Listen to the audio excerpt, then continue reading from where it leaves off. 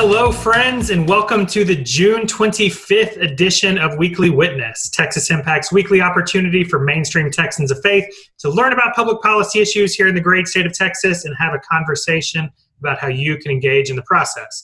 My name is Scott Adnip, your host and Texas Impact's Outreach Director, and today's episode is being brought to you by Methodist Healthcare Ministries of South Texas. And today, I am particularly excited to be joined by two of my favorite Baptist ministers from the Dallas area. They're my favorite in all of Baptist world, not just the Dallas area.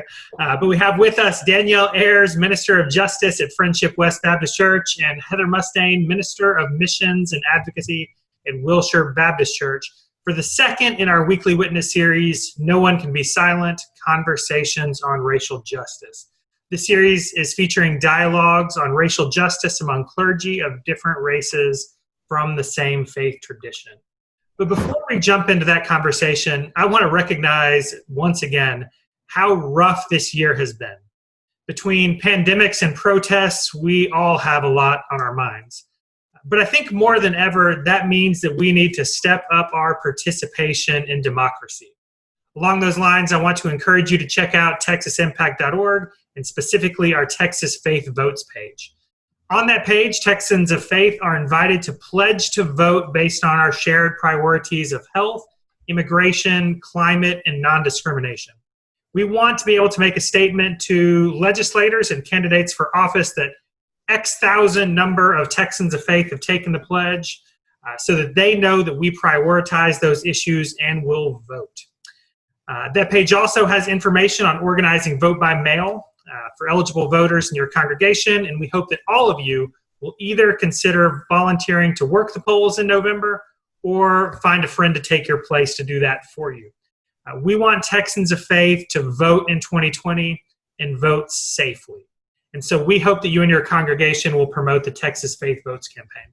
So check out those resources. Let me know if you have any questions or ideas. You can always email me at scott@texasimpact.org. Y'all, these are anxious times. But more than ever, that means that Texans of faith have to be active and engaged in raising our voices on behalf of community needs through advocacy and encouraging our communities and congregations to vote and vote safely. So I hope that we can covenant together to work for positive change this year. So with that, I'm excited to welcome to the conversation Pastors Danielle Ayers and Heather Musain. Friends, thank you so much for joining me today. Sure, thank you for having me. So I do have thunder and lightning happening behind me, and I hope that the Wi-Fi will stay for the course of this conversation. But let's jump on in. So by this point, we have all seen the images of racial injustices coming through our television screen, and the list keeps growing and growing. From Breonna Taylor to Ahmaud Arbery to George Floyd to Rayshard Brooks, and on and on and on. And by now, we have all either seen or participated in protests. We've seen or participated in marches. We have heard statements. We've heard sermons pleading for action. And you two have had a couple of weeks now, or much longer than that, to process this. So I just wanted to start out by asking, how are you feeling and how are you processing this? And I'll start, Danielle, with you. Yeah, sure. Thank you so much again for having me. I think for me, because prior to even the pandemic, right, we had the pandemic of a whole lot of isms in our community. So I think for me at least, it was always in process of what the world is seeing, we have been seeing on a daily basis, right? So for me, I told somebody just this morning, actually, I was like, I'm not sure if I'm fully processing, right? Because it seems as though we went from what we deal with every day to it's just been exacerbated. Now it's almost like someone said, like all the images we're seeing, it's coming like porn violence. Right, we're seeing Black bodies constantly being, abused, whether it's through police brutality in the streets trying to arrest someone, or if it's protesters, right? So I've been to marches where people are protesting and are getting pushed and shoved and hit, right? So when do we have time to process? I think sometimes even being have time to process sometimes is a point of privilege because we are seemingly constantly dealing with something every single day. So, but I really try to be intentional about definitely pulling away and doing self-care so I can process some of it, right? Because it's not healthy not to sit with it sometimes, right? And to process. And sometimes that process means it's okay not to be okay. And it's just having that, certainly that freedom to feel that way in terms of, I always tell people, you can't police the emotion and feelings. Right. So what we're seeing, what we're hearing acted out upon Black bodies and brown bodies around, not even in America too, it's also seeing this on a global scale. We see parallel cases of police brutality in London. Right. So it's also now it's this added piece that before where maybe perhaps we thought it was just Black communities, maybe we just relegated to our individual community. Oh, well, maybe we know it goes on in this state, the country, but now seeing this being enacted out globally is another layer to the trauma that we're dealing with on top of the other trauma we already had. So I'm processing. It depends on the day of the week. But at the end of the day, for me, I always, go back because at the end of the day, it's still anchored, right, in who I believe God is in my life and who I believe God is in the world. And I believe with all of what's going on, I still lean into I think about Micah 6:8, that we are to do justice, love mercy, and walk humbly with God. And for me, walking humbly with God is to walk where God is walking. And I know that God is still walking in the world.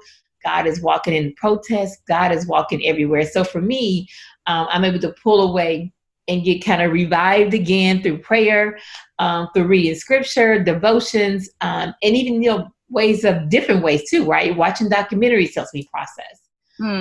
So yeah, just feeding my mind with things that allow me to recenter, get back on center from the world. So that's where I am. Well, B is going to love that you used her favorite scripture verse as part of your answer. She loves that Micah 6:8. Heather, how about you? Yeah, thank you. Danielle, thanks for mentioning that, processing and even being able to really pull away is a privilege that not all are afforded. And that's a reality. So, for me, this was maybe the hardest question you sent for me to answer, because in all honesty, I feel really conflicted. And that was kind of the best word that I could think of to capture where I feel personally in my own process. And conflicted is not by necessarily the need to or the ways in which we're seeing people rally and call for justice. I don't feel conflicted about that. But I feel conflicted in the ways in which I am watching those who I would consider have been fairly silent all of a sudden become quite loud in their response, particularly on social media. And so deep down, I want to be hopeful, because that we are people of hope, that this is truly a moment that will tip the scales towards justice, and that people like myself, that this is a moment of awakening, finally, but I'm kind of holding on to that optimism, kind of cautiously as well. And so when I say conflicted in my process, that's where I'm at, because I want to believe and I want to remain hopeful that this is a moment that will tip the scales. But I feel like I'm hesitant to allow myself to fully get there. So let me follow up on that, and I'll see if either of you have a response to this. One of the last questions I've been asking podcast guests over the course of the last few weeks is, what gives you hope? And I asked Christian Brooks that, who is a Black woman with the Presbyterian Church USA, working in their advocacy office in DC. And she responded by saying, I don't have hope. Because I see all of this activism now, and she seemed convinced that it was going to last for a few weeks and then go away. And so I wonder what y'all think about that. Should we be hopeful about the movement, or should we be worried that it's going to to fizzle out before we have meaningful change? Either one of y'all want to take that one on? That's maybe a harder question. I mean, I think that's where a lot of I think I resonate with that, in the sense that I feel that dissonance of knowing, and it feels like, oh, we've seen this before. Like we've seen mobilization and movement, and then it dissipate once the kind of news moves on, and the next kind of disaster comes, right?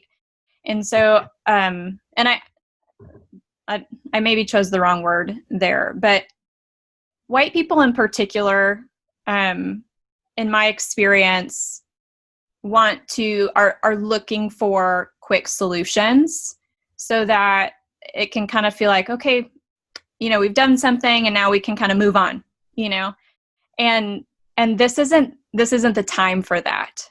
And so this is a time for like radical commitment, to seeing justice through.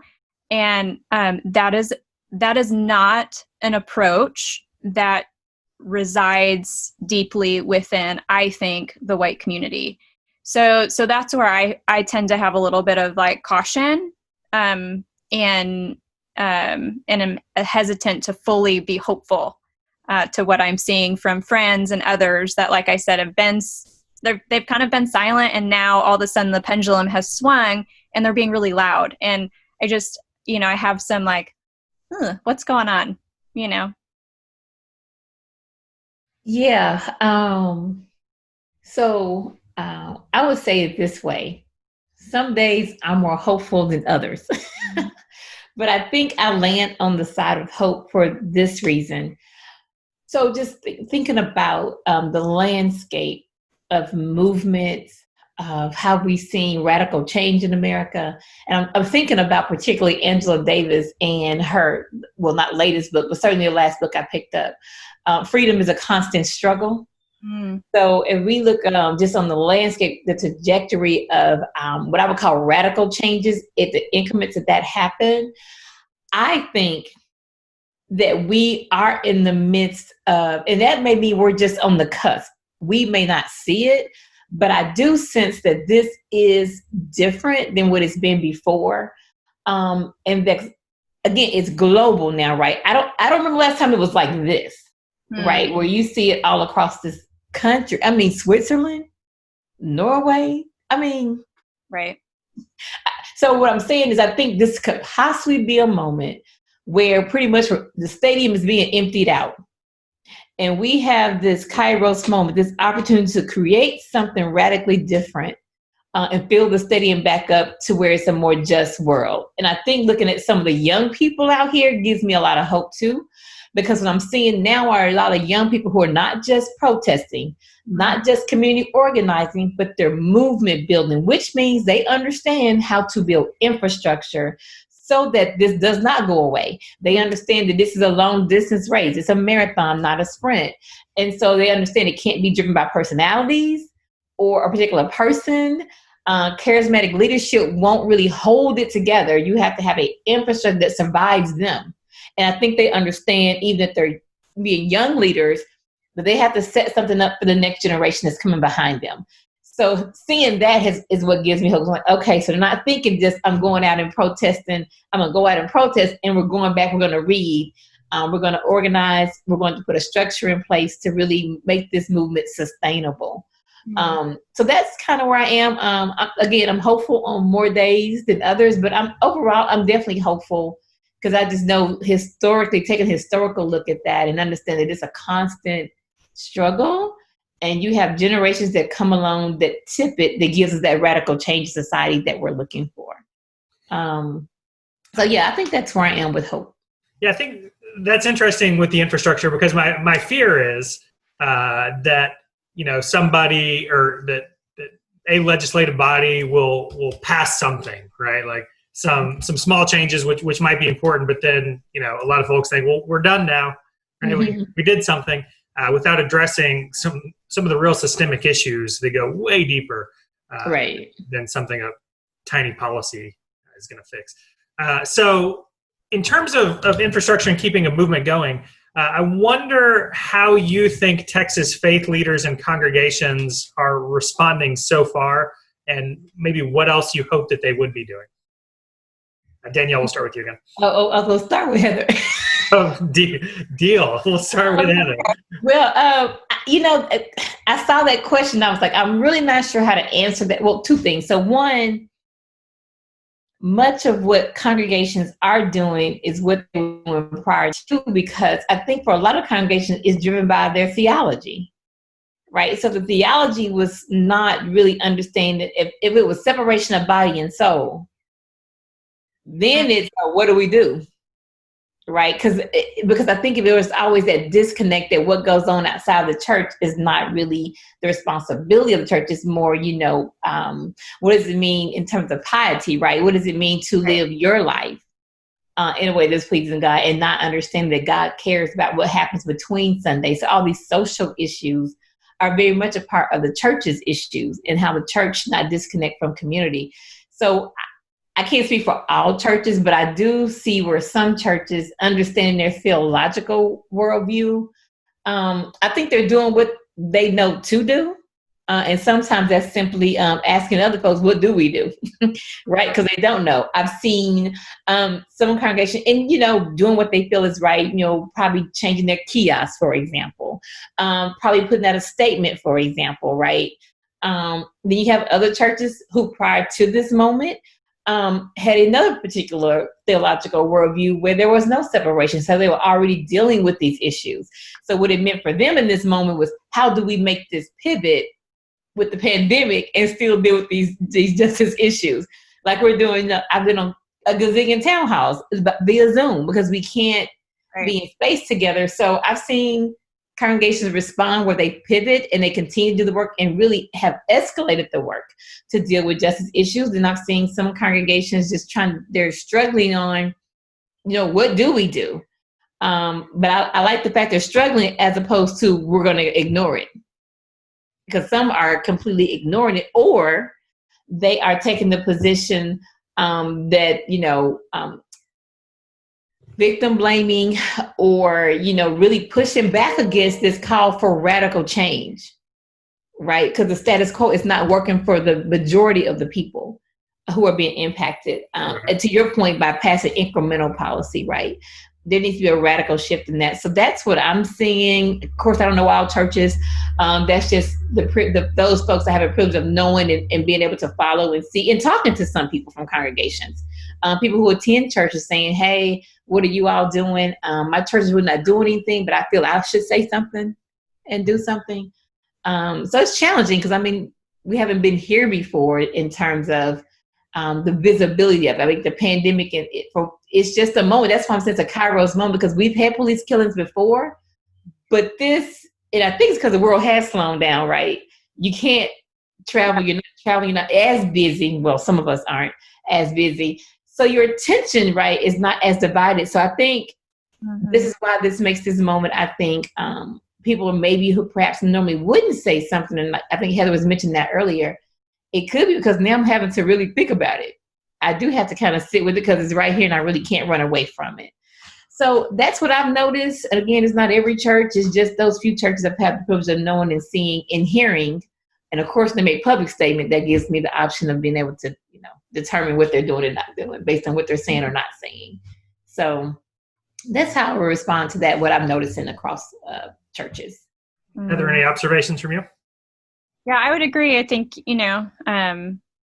it's a real spectrum of response. And gosh, the pandemic has made it difficult to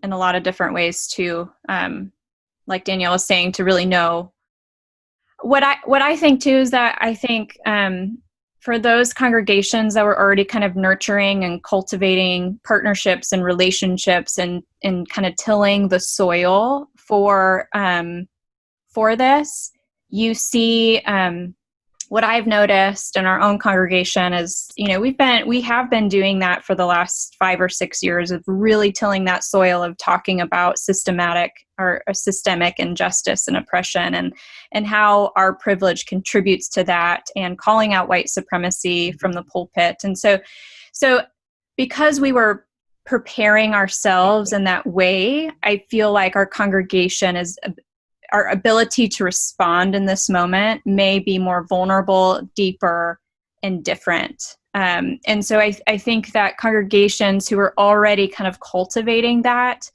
are seeing that this moment is really it can be a very deep, transformative moment for people. And so you have that kind of response, and then like what Danielle is saying is, if you weren't doing that, then you're kind of in this moment of like, what do I do, and how do I start, and where do I go from here? Because we know that we want our people to be in this.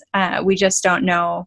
We don't have the kind of the grab things to grab onto because we haven't spent the time for whatever reason to build that. So, I think I've seen a lot of, speaking on just kind of white congregations, I've seen a lot of congregations begin lots of book studies and discussions. And, I think that's important. I really do. Studying, reading, discussing with each other about this. It's a good thing.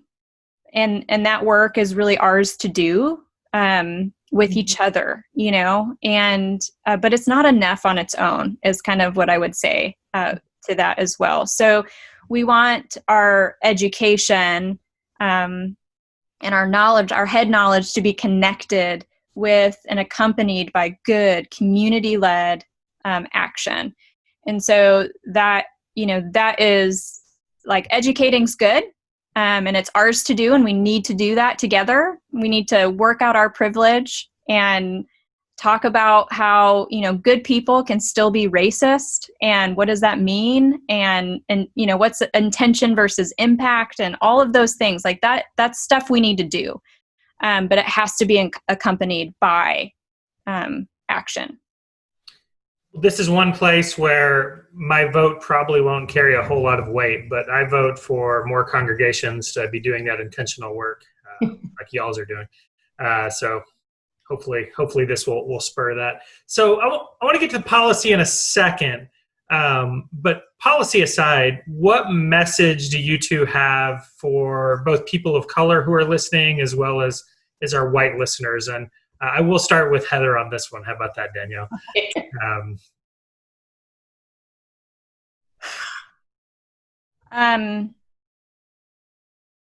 I think, I think the work of becoming anti-racist is lifelong work for white people. There's never a time where I'm going to magically arrive in that moment, or probably even perfectly do it right all the time. And so I think if I was to say something, it would be like, be open to correction, because I'm not going to get it right. Nobody, that expectation to do 100, like to do this work with perfection is, you just can't, that's paralyzing. So if you're coming at it with, I have to get this perfectly correct, well, you're never going to join in. And so I think there's an opportunity for us to approach this work with humility, with being open to being corrected. So, to me, you're never going to be educated enough, but education will help you. Remember, we talked about this earlier, but remembering that taking a break, pulling away from the news is a privilege that not all people are afforded. Self-care is important, but don't disappear when it gets hard. And to me, I would avoid the temptation of deflection or distraction when conversations get tough. So, those are the things that I would say, like figuring out how to be a productive part of changing systems, and then really like like I said, committing to the work. I think those are the things that I would say to white listeners. Danielle, anything to add? Well, I think so. When you say to people of color who are listening, so for me, I'm not sure if that is inclusive when you use that language, if you're asking that in the context of Black folk, include as people of color, because I tend to separate that out, particularly in America, because I think Black people to include as people of color is a form of erasure, because the reality is we have a particularly unique history in this country that no other person of color has, right? And I always tell people, so what we're dealing with now, some people are awakening to now, we're really coming in on like, this is an American saga. We're at 401 year of that, of this American saga that has, for years, race-based policies have, and continues, right, is used to like form social control, attempt to dictate where Black folks live and how they live. And so I think just over centuries, obviously, it has manifested in different iterations of that. And that's where we find ourselves. I think it's important really for everyone to understand that what we're talking about by way of police brutality, the policing system, are we really thinking about, and I think this is what I would hope people would do who are listening, white, Black, whatever color, if they don't know, why this radical call for not reform, but a complete tear down and build back up, is because policing has its roots in the slave patrol, right? Where the sole purpose was to have agency over Black bodies and to impose punishment, right? And so that is the root of it. And you have some police chiefs who have the moral courage to say that. And so I think for me, at least what I would say, one is let's really peel back the layers. Let's take the Band-Aid off. We can't fix what we won't face. And I think we have to be honest about the root cause of not only the physical violence in America, but the structural violence as well. And the structural violence meaning public policy, right? So I think that's important. So for Black folks who may be listening, I think by and large, not all, they're probably doing what we should be doing in this moment, which is calling for radical change in public policy and policing. It's loving on each other in this moment. It's being unapologetic about our movement building. It's being unapologetic about saying Black Lives Matter. And because we know that's not to the exclusion of any other life, but right now we see it's Black life that's most threatened. And we have the data to back that up, and we can see it with our own eyes, right? I mean, we're still seeing people being choked out post George Floyd. Right. So I think by and large, I think most Black folks are doing what should be doing. I would just say for other persons of color, then I think it would also be, I would hope they would take the steps or the time to see where there is connection with our struggle, right? Just in terms of what it means to be othered in America. And really not run away from it, but really deal with that. Like, right, how they can see that connection to our struggle and their struggle, depending on who they may be. Let's just say you're from the Caribbean, you're Dominican or you're Puerto Rican, right? Because there's a lot of anti-Blackness coming out of New York. You've probably seen the news, a lot of anti-Blackness from a lot of Dominicans and Puerto Ricans in New York, right? So it's like, how do other people of color understand and see that we are all part of the diaspora, right? And then we all can be subjected to public policies that are rooted and grounded in, really saying who's deserving in the title of resources. And in some cases, immigration, right? Who is worthy of U.S. citizenship. I think Heather hit it all right in terms of when it comes to white listeners. I think it's definitely talking to each other. And I love how Heather said it's their work to do. It's not our work to do, right? It's your work to do. And I think reading is definitely a big part of that. I mean, there's tons of books I think that, white folks can read to really, because I think you first have to admit that you are privileged and that you benefit from the system of racism, right? And the systemic racism and white privilege, like you have to be able to admit, oh yeah, actually I do benefit. Not if it exists, but how do I benefit, right? So I think to take that honest look and understand that to then have equity does not take away from resources you have. And I think it's this idea of this theology of scarcity that we have in America that makes us think, you know, if I give up something, then we're not going to have what we need in our neighborhood if it goes somewhere else. Right. So I think we have to have more white allies to say we do need to have a reimagining of public budgets because they are moral documents. So how do we tear down, just throw away the budget we currently have in Dallas, which is not an anti-poverty budget, but it is a pro-public safety, where in which we need to rethink that and reimagine public health and public safety. And do we have like allies who can say, you know, we do need to have a radical shift in our thinking and just have the creativity, the imagination, and the trust that this can be done differently in a way that keeps us all safe and whole in America. So I think that's what I would add, is just definitely the reading. And I would say this for folks who are part of protests, part of the movement that's taking place, is to be careful not to center your voice, feelings, and emotions in this moment. That's good. Right. So I think it's also being aware and mindful that this is not the time, right? I think a beautiful example of how this happened was Movement for Black Lives is a coalition of many organizations. Did at Freedom Cemetery off of 75 here in Dallas, that Freedom Cemetery that represents burial grounds of Black folks who lived in Dallas before Dallas drove a freeway over the grave sites. And so they did like a reading of 400 names, I believe, of Black people who were victims to police violence. And the white folks stood like on the perimeter, like serving more as a, you know, just safety and guarding. And all the Black folks did the talking, they expressed themselves. And it's just like, how do you show up? It's like we say in church all the time, the ministry of presence.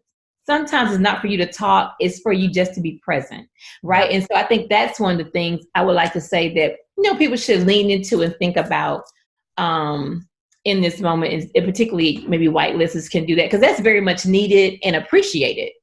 Because I think that shows that we see, okay, you're kind of getting it, that it's not about you talking, it's about listening and hearing our story, hearing how we feel, and not really making yourself the center of that. So I think that's what I would just say to listeners. I mean, we all have work to do.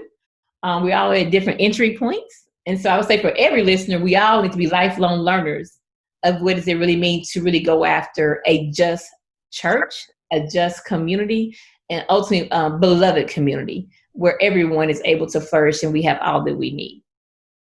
Well, I certainly appreciate the correction on the question, and that's helpful for me in future conversations. So Texas Impact is a public policy organization, and Danielle, you started us down this path, right? That part of the response to systemic racism has to be a change in public policy, right? It's just the nature of it. And so a lot of people right now are trying to figure out what those first steps we should take are, right? And everybody has some different thoughts on that. I wonder, we'll start with you, Danielle. Where do we start? That is such a loaded, I mean, I don't know, because it's so vast, and, you know, all these issues are interlocking, as you know. So you talk about one issue, but it has all these arms to it that connects to others. So it's hard to say, but I think we can start with some basic things like universal health care. Can everyone have access to health care? Because now in the pandemic, we see where that has been a very big problem for people who are unable to get resources if they were to get COVID-19. And if they do get COVID-19, do they have underlying conditions that were created by inequities as it relates to access to food, polluted air, contaminated water? So, I mean, so perhaps healthcare can be a start. Perhaps we can expand Medicaid in the state for a start. Perhaps that could be it. Or perhaps it could be, how do we really deal with the issue of housing?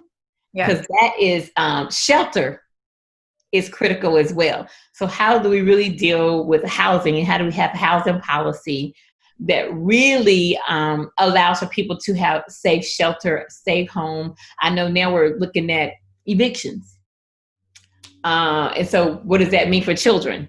And what does that mean if they're learning remotely from home and don't have digital access? So, you know, I think it's all connected. All these things are so connected. So I would say certainly healthcare. I would say housing is a place to start. Because I think these are fundamental things that can give people safety, at least, a place to be and a place to go.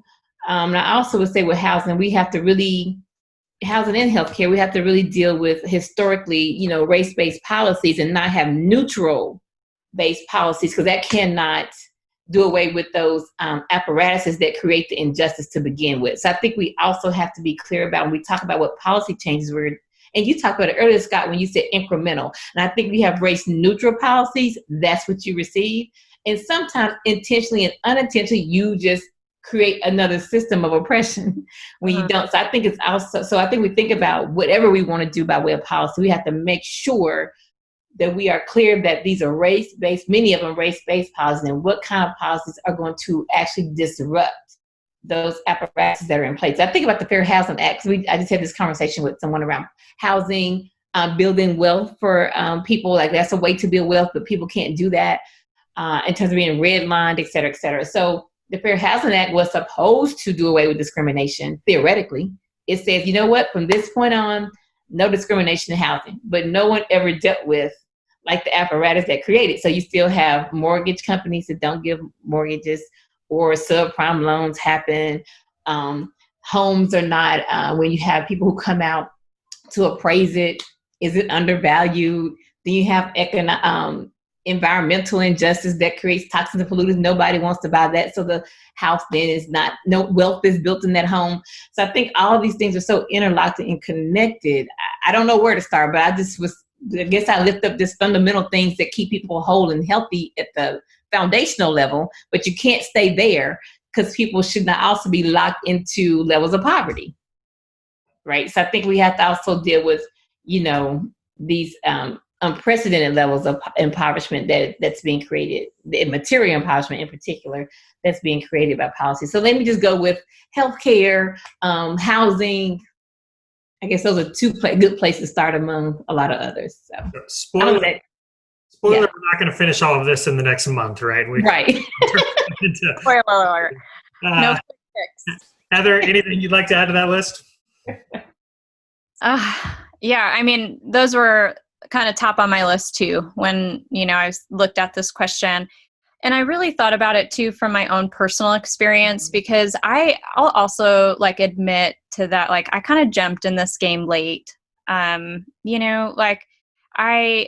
Through my work at Wilshire, we've really kind of built up this ministry of justice. And a lot of that has to do with our relationship to Friendship West and the inspiration they are to us, and the motivation and our care for them motivates our care for, the whole. So I thought, maybe I can talk about it from a personal, this is kind of how I kind of have had to kind of jump in and the things that I've done.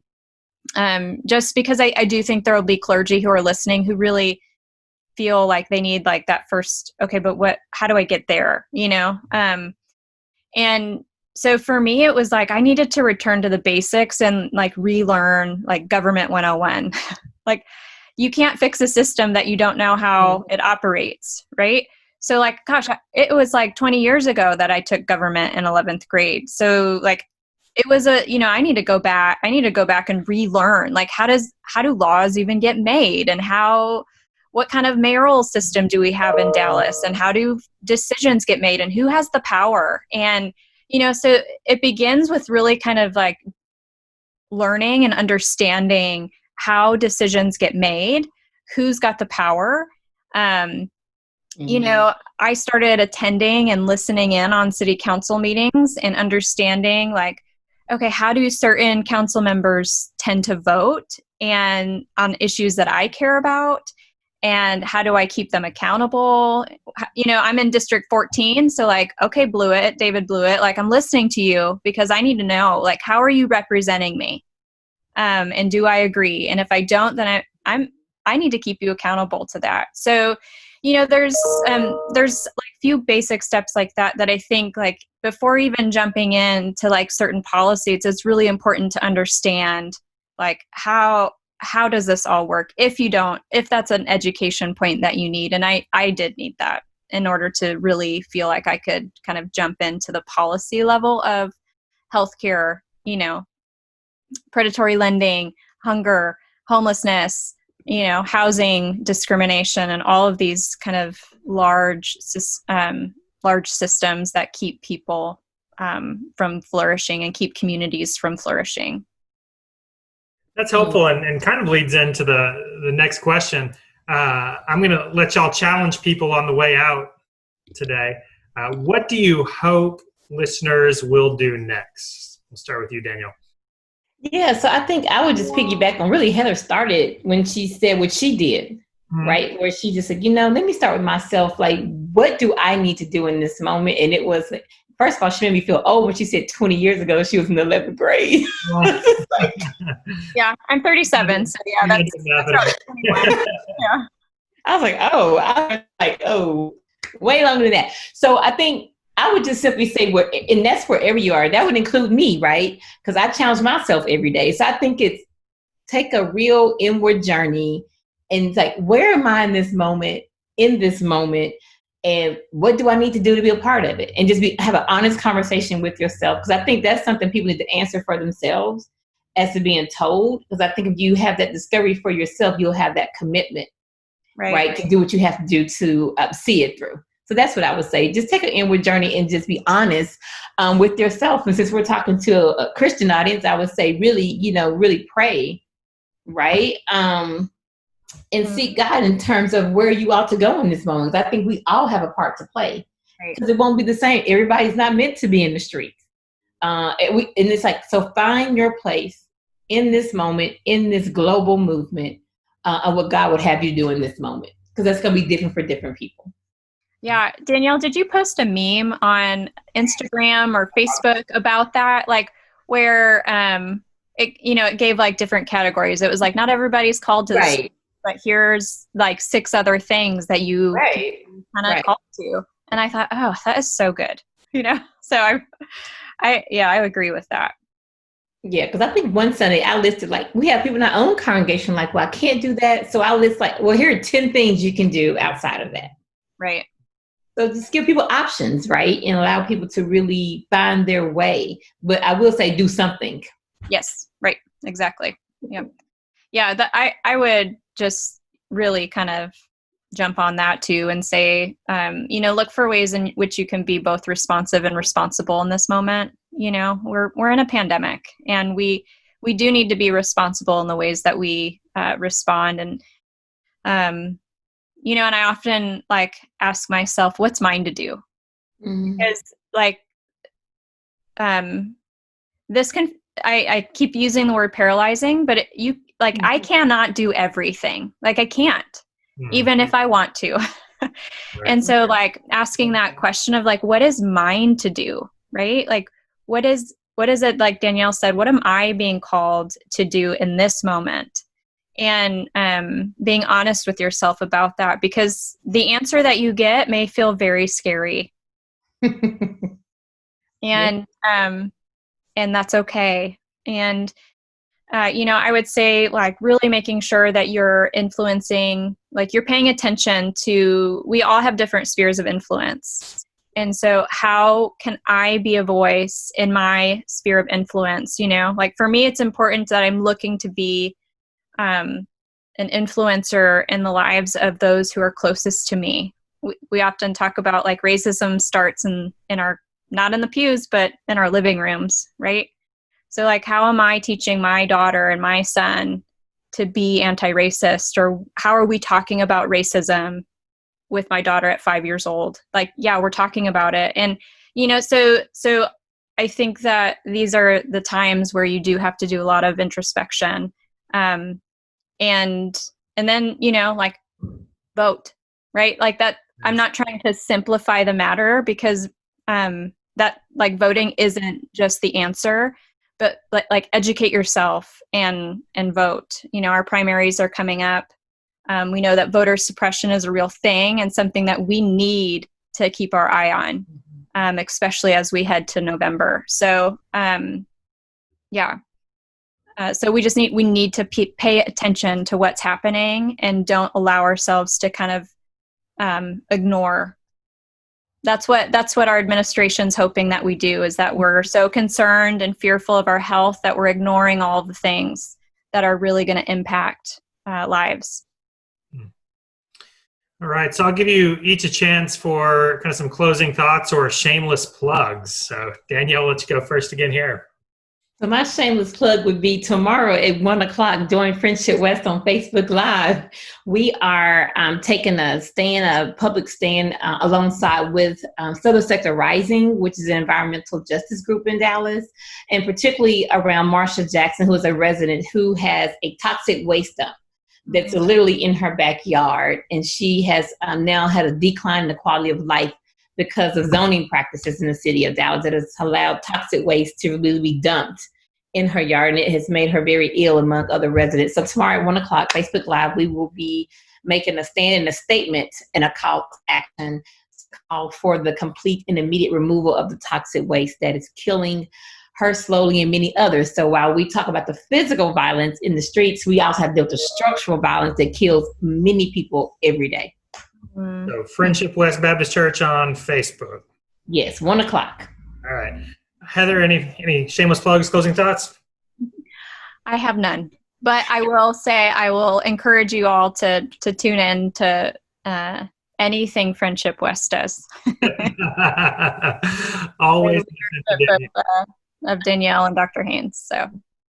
All right. Well, friends, thank you so much for this conversation, and thanks for the advocacy and ministry that you're both doing each and every day. The work you're doing is inspiring me, and I hope it inspires the rest of Texas. You're setting a solid foundation for all of us to follow. So thank you so much for the time today, and thanks for the work you do each and every day. Thanks. Always good to see you both. Good seeing y'all. So friends, thank you for tuning in. We hope that you'll take a moment to rate, review, and subscribe to the podcast, and take another minute to go ahead and share the content with your friends and congregations so the influence of mainline Texans of faith committed to justice can continue to grow in the coming years. And remember that this work is supported by members like you, so make sure that you and your congregation are members of Texas Impact by going to texasimpact.org/join. Friends, we know that these are anxious times, but that just means that we need the community of faith in Texas to be active and engaged now more than ever. So let's get to work. Thanks, friends.